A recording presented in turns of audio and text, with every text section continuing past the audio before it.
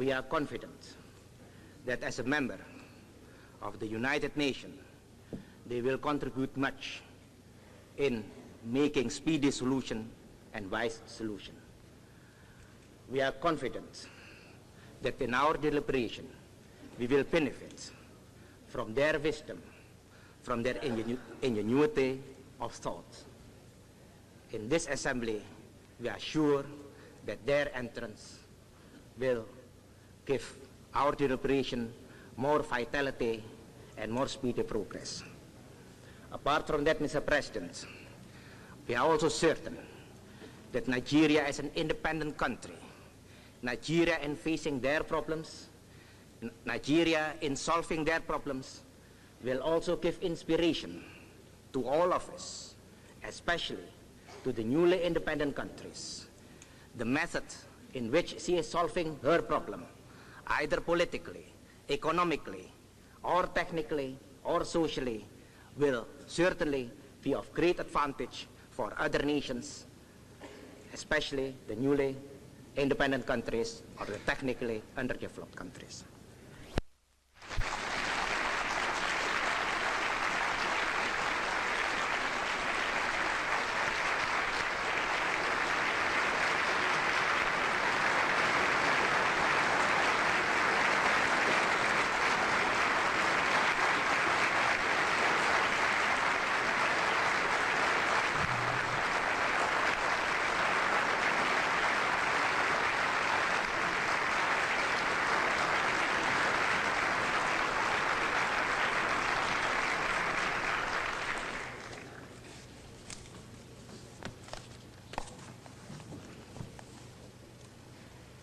Mr. President, last Saturday, the country which I have the honor to represent, the Federation of Nigeria, became independent and assumed the rights and the responsibilities of a sovereign state.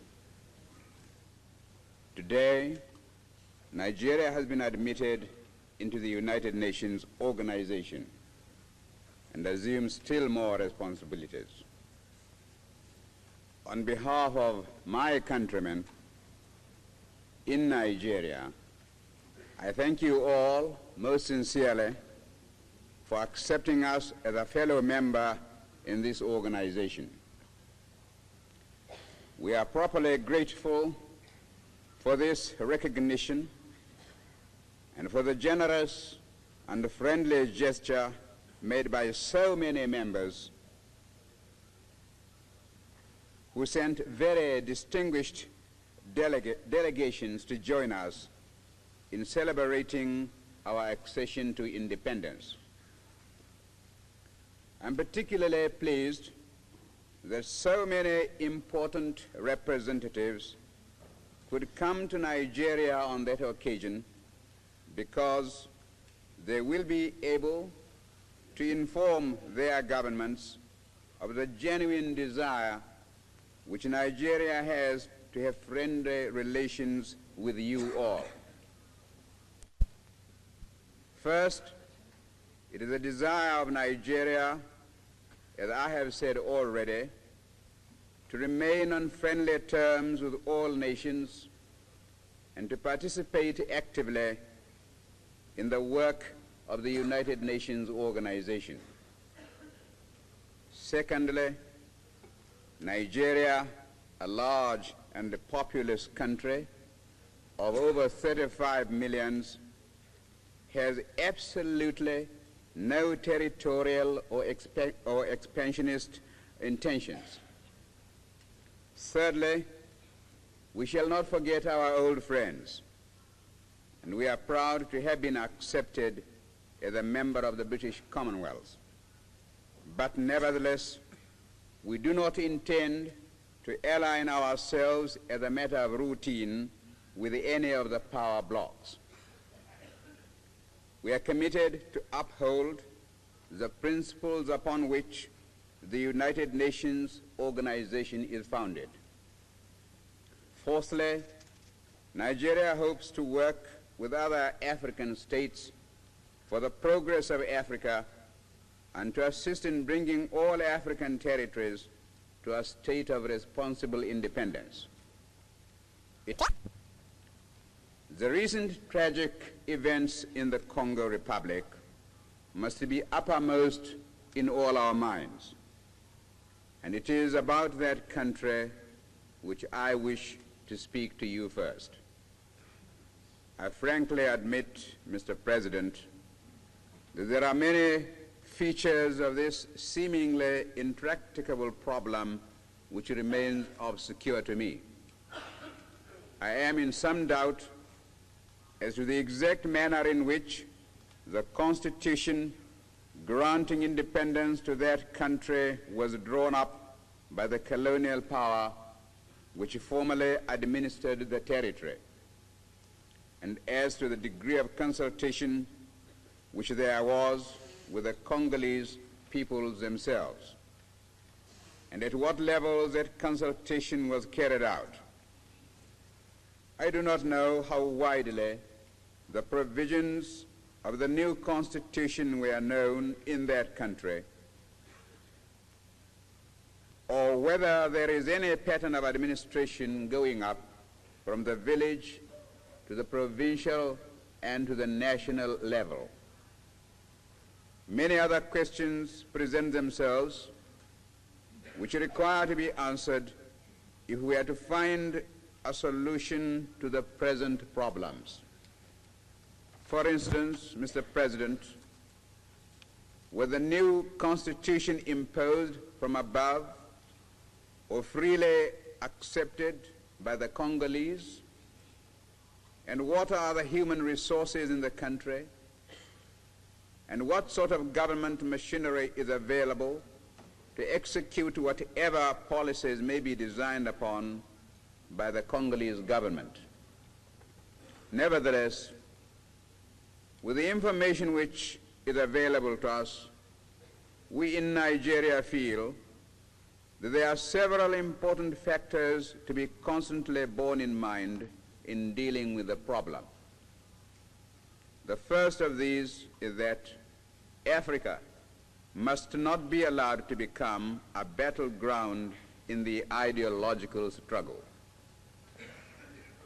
For this reason, the Congo situation must be a matter to be dealt with primarily by African states at the political level.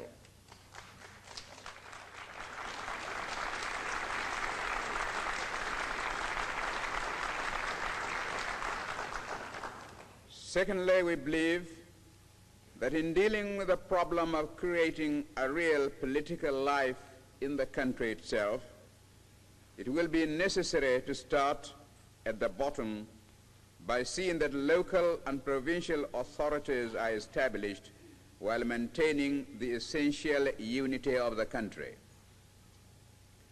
We also believe that the Congolese people were right to appeal to the United Nations organization for help and advice in rebuilding their country rather than to turn to any individual power. Until achieving our own independence, we have hesitated to add our voice to the general discussion about the Congo, lest we should merely add to the confusion. But now, Mr. President, I feel that it is my duty to put before you and to ask for your sympathetic consideration of the possible solutions which have suggested themselves to us. We warmly applauded the immediate response of the United Nations organization to the Congolese disaster.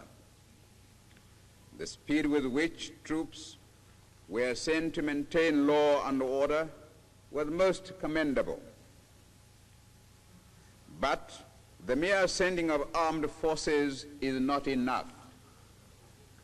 I consider it essential that the United Nations organization should thoroughly investigate the root causes of the troubles which have arisen there, and I suggest the appointment of a fact-finding commission to look into the circumstances which caused the present crisis. Without a proper and thorough diagnosis, it is idle to pretend that an effective remedy can be prescribed. And here I would say that, to my mind, it is most important that none of the great powers should be represented on the fact-finding commission, because however honest are their intentions, it would be inevitable that they would be regarded as having a particular interest in the problem. The first essential is to find a government capable of governing, and for this it will probably be necessary to hold new elections in the Congo Republic. When these have been held, there will be some properly authorized leaders